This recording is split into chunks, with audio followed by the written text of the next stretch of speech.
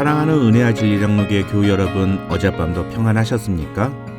오늘도 온 마음을 다해 오직 하나님만을 바라보며 살아가는 저와 여러분이 되시기를 주님의 이름으로 축원합니다. 오늘 새벽에 만나 본문은 마태복음 5장 9절입니다. 마태복음 5장 9절을 다 같이 함께 읽겠습니다.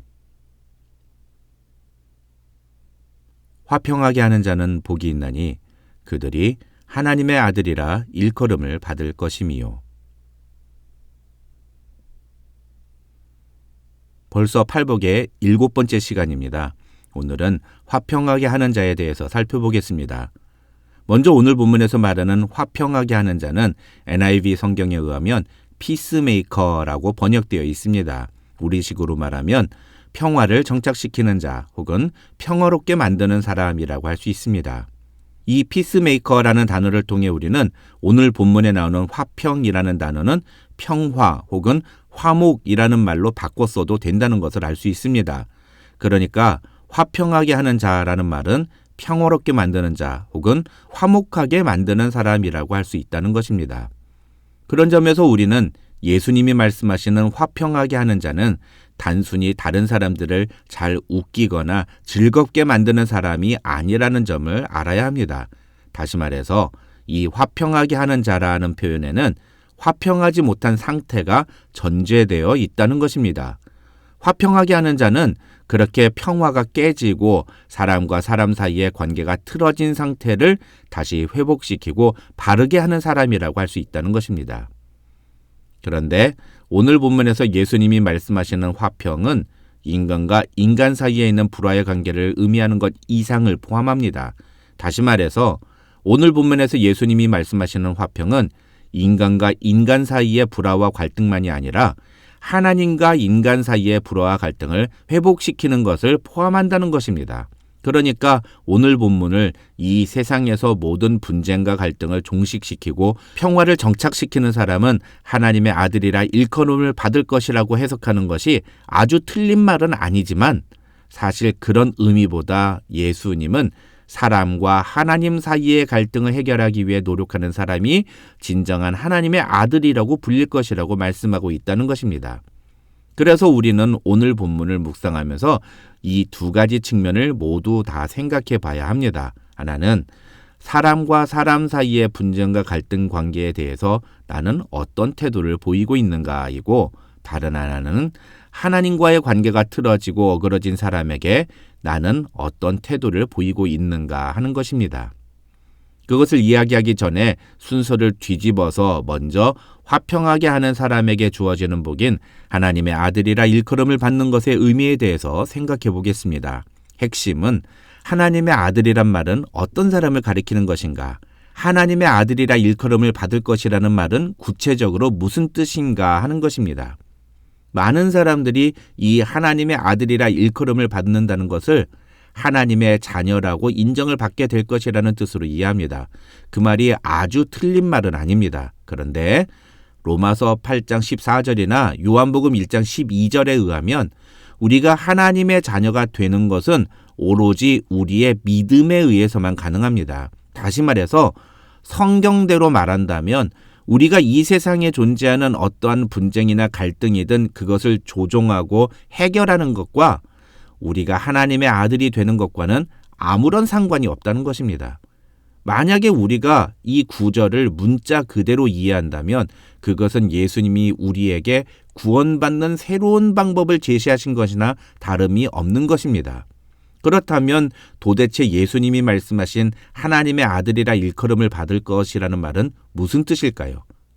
오카는 목사님은 이 표현을 가리켜서 우리가 하나님을 닮은 하나님의 아들이라고 인정을 받게 될 것이다, 이렇게 해석했습니다. 다시 말해서 하나님의 아들이라 일컬음을 받을 것이라는 말은 너 정말 너희 아버지 똑 닮았구나, 이런 말을 들을 것이라는 뜻이라는 겁니다. 오카는 목사님은 이 세상에서 평화를 깨고 사람과 사람 사이를 원수가 되게 만드는, 그래서 서로 상처를 주고 갈등을 일으키게 하는 사람은 결코 하나님의 아들이라 할 수 없으며 오히려 그런 사람은 사단의 아들이라고 말해야 한다, 이렇게 주장합니다. 왜냐하면 사단이 하는 일이 편을 가르고 나누고 미워하고 원수되게 하고 죽게 만드는 것이기 때문입니다. 그러나 하나님의 아들은 하나님이 하신 것처럼 사랑하고 평화를 만들고 화목하게 하는 일에 힘씁니다. 그것은 우리 자신의 모습이 아니라 우리의 아버지 되신 하나님의 모습을 보여주는 것입니다. 그래서 우리가 그렇게 이 세상에서 모든 어그러지고 분쟁이 일어난 것들을 화평하게 하고 바로잡을 때 사람들은 우리를 보며 우리의 아버지 되신 하나님을 보게 될 것이라는 뜻입니다. 그렇다면 이제 화평하게 한다는 것에 대해서도 살펴보겠습니다. 아까 말씀드린 것처럼 이 화평하게 하는 것은 두 가지 차원으로 생각해야 합니다. 하나는 사람과 사람 사이의 갈등과 분쟁을 해소하는 것이고 다른 하나는 사람과 하나님 사이의 갈등을 해결하는 것입니다. 여기서 중요한 것은 이 화평하게 하는 자는 절대로 갈등 관계를 힘들어하거나 그런 상황을 싫어하는 사람을 가리키는 말이 아니라는 것입니다. 다시 말해서 화평하게 하는 자는 분쟁과 갈등의 상황에 개입하는 사람이라는 것입니다. 분쟁과 갈등의 상황에 개입하지 않으면 절대로 화평하게 만들 수가 없기 때문입니다. 두 사람이 싸우면 나서서 말리는 사람이 화평하게 하는 사람입니다. 세상에서 옳지 못한 모습, 불의한 모습을 보면 그것을 바로잡기 위해 노력하는 사람이 바로 화평하게 하는 사람이라는 것입니다. 그래서 이 세상에서도 그렇게 분쟁과 갈등의 상황에 개입해서 그 문제를 해결하기 위해 노력하는 사람의 그 노력과 헌신과 수고를 인정하고 상을 줍니다. 대표적인 것이 바로 노벨 평화상입니다.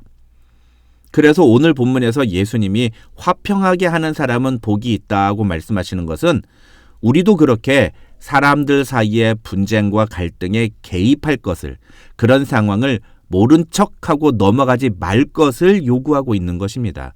다시 말해서 그리스도인은 누구나 세상을 평화롭게 하기 위해 적극적으로 행동하는 사람이 되어야 한다는 것입니다. 그런데 우리는 그런 차원의 평화만이 아니라 그보다 더 중요한 평화를 세우는 자가 되어야 한다는 것입니다. 그것이 바로 하나님과 사람 사이의 평화를 세우는 것입니다. 왜냐하면 예수님이 바로 우리와 하나님 사이의 화평을 이루기 위해 이 땅에 오셨기 때문입니다. 에베소서 2장 14절로 16절에서 바울은 그것을 이렇게 말합니다. 그는 우리의 화평이신지라 둘로 하나를 만드사 중간에 막힌 담을 허시고 원수된 것 곧 의문에 속한 계명의 율법을 자기 육체로 폐하셨으니 이는 이 둘로 자기의 안에서 한 세 사람을 지어 화평하게 하시고 또 십자가로 이 둘을 한 몸으로 하나님과 화목하게 하려 하심이라. 여기서 바울은 예수께서 우리의 화평이 되셨다는 것의 의미를 두 가지로 표현합니다. 하나는 둘이 예수 안에서 한 세 사람이 되게 하셨다는 것이고 다른 하나는 이 둘이 한 몸이 되어 하나님과 화목하게 된 것입니다. 여기서 둘이 한 세 사람이 되었다는 것은 유대인과 이방인이 하나가 되었다. 다시 말해서 유대인과 이방인 사이의 갈등과 분쟁이 해결되었다는 것이고 그 다음 이 둘이 한 몸이 되어 하나님과 화목하게 되었다는 것은 유대인과 이방인이 함께 하나님을 믿는 그리스도인이 되게 하셨다는 뜻이라고 할 수 있다는 것입니다. 중요한 것은 예수께서 이런 역할을 우리에게도 주셨다는 것입니다. 고린도후서 5장 17, 18절을 보면 바울은 하나님이 그리스도로 말미암아 우리를 자기와 화목하게 하시고 또 우리에게 화목하게 하는 직책을 주셨으니라고 말합니다. 다시 말하면 예수님 자신이 화평하게 하는 자가 되셨을 뿐만 아니라 우리에게도 예수님과 똑같이 화평하게 하는 자가 되라고 아예 직책을 주셨다는 것입니다. 여기서 하나님과 인간 사이를 화평하게 하는 일을 가리켜서 우리는 복음을 전한다고 말합니다. 그런데 이 직책을 감당하는 것은 결코 쉬운 일이 아닙니다. 왜냐하면 예수님도 우리의 화평이 되시기 위해 십자가에 달려 죽으셨기 때문입니다. 이것을 가리켜 화목 제물이 되셨다고 말합니다. 요한일서 2장 2절을 보면 그는 우리 죄를 위한 화목 제물이니 우리만 위할 뿐 아니요 온 세상의 죄를 위하심이라고 성경은 말합니다. 이 세상에서 평화를 정착시키기 위해서 노력하는 사람들은 그에 따른 대가를 지불하는 경우가 태반입니다. 제 생각에 자신이 전혀 손해보지 않고 평화를 만들 수 있는 사람은 이 세상에 트럼프 한 사람밖에 없습니다. 트럼프를 제외한 모든 사람들은 이 세상에서 사람과 사람 사이를 화평하게 하기 위해 또 하나님과 사람 사이를 화목하게 하기 위해서 엄청난 희생과 대가를 지불해야만 합니다. 중요한 것은 우리에게 그런 희생과 대가를 지불하고서라도 화평하게 하는 자가 되고자 하는 마음의 열정이 있느냐는 것입니다. 교회 안에서 분쟁이 있을 때 대부분의 경우는 세 부류의 사람들로 나뉘게 됩니다.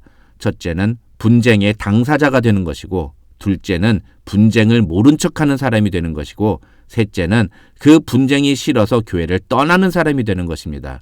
놀랍게도 교회 안에 분쟁이 있을 때 그 분쟁을 해결하기 위해서 갈등의 당사자들과 만나고 그 둘 사이를 조정하고 문제를 해결하기 위해 노력하는 사람들은 거의 보기가 어려운 것이 현실입니다. 그러니까 교회는 어떻게 됩니까? 갈등의 당사자들 중에 어느 한쪽이 교회를 떠나야만 겨우 상황이 진정이 됩니다. 그러면 그것은 문제가 해결이 된 것입니까? 화평하게 된 것입니까? 아닙니다. 갈등과 분쟁이 잠시 덮어진 것뿐입니다. 사람과 사람 사이를 화평하게 하는 것만 그런 게 아니라 하나님과 사람 사이를 화평하게 하는 일에도 엄청난 에너지와 노력이 필요합니다. 그나마 많은 사람들이 이 일에는 열심을 냅니다. 전도를 한다는 것은 하나님께 칭찬 듣는 일이라는 걸 알기 때문입니다. 하지만 우리가 복음을 전하는 것 때문에 핍박을 받는 상황이 되더라도 끝까지 그 사람에게 복음을 전할 수 있느냐는 다른 문제입니다. 하나님과 사람 사이를 화목하게 하는 일을 하다가 내게 피해가 오거나 어려움을 겪게 되면 그럼에도 불구하고 그 일을 계속하는 사람은 많지가 않습니다. 오늘날 세상 사람들에게 하나님의 화목의 마음을 전달하기 위해 노력하다 보면 사람들로부터 핍박을 받을 수가 있습니다. 귀찮은 놈이라는 소리를 들을 수 있습니다. 화평하게 하기 위해서는 치루어야 할 대가가 있는 법입니다. 그러나 그 대가를 지불하고서라도 사람과 사람 사이를 그리고 하나님과 사람 사이를 화평하게 하는 자는 복이 있나니 저희가 하나님의 아들이라 저희가 하나님 아버지를 똑 닮은 사람이라고 인정을 받을 것이라고 예수님은 우리에게 말씀하십니다. 오늘 하루 저와 여러분 모두 이렇게 하나님 아버지를 똑 닮은 하나님의 자녀들이라고 인정받는 성도들이 되시기를 주님의 이름으로 축원합니다.